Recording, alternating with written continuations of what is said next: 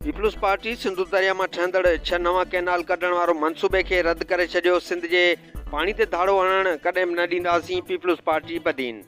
Peoples Party Badin ज़िले जे information secretary Fida Hussain Mandro, deputy information Haji Mir Mala, Niaz Lashari, हाजी हनीफ खास अली, गुलाम मुस्तफ़ा जत, अब्दुल गनी अंसारी ऐं ॿियनि ऐवान सहाफ़त बदीन पहुची पुरजुम प्रेस कॉन्फ्रेंस कंदे चयो आहे त पाकिस्तान पीपल्स पार्टी सिंधु दरिया मां निकिरंदड़ 6 कैनाल वारे मनसूबे खे रद्द करे छॾियो आहे। पीपल्स पार्टी जे चेयरमैन बिलावल भुट्टो ज़रदारी जे विज़न मुताबिक़ सिंधु दरिया जे पाणी ते कंहिं बि क़िस्म जी सौदेबाज़ी न थींदी। उन हवाले सां पीपल्स पार्टी सिंध जे सदर निसार अहमद खोड़ो पिणु चिटो मौक़िफ़ रखियो आहे त मुल्क जे क़याम खां पोइ दरियाउनि जी वर्ष में पंजाब सूबे पंहिंजा चारई दरिया पाड़ेसरी मुल्क खे विकिरो करे छॾिया आहिनि।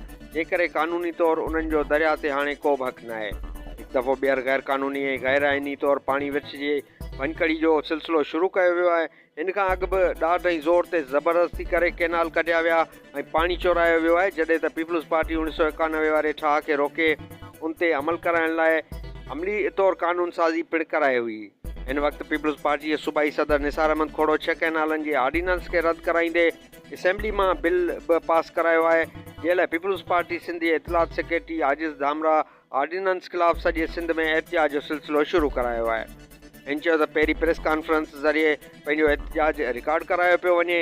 जेकॾहिं वफ़ाक़ हुकूमत पंहिंजी होड तां न लथी त पीपल्स पार्टी तरफ़ां सॼे मुल्क में सख़्तु एहतिजाज कया वेंदा ऐं सिंध जे पाणी ते कंहिं बि क़िस्म जी सौदेबाज़ी न कई वेंदी। रिपोर्ट अलीमोहन शाणी, लाडवाइस न्यूज़, बदीन।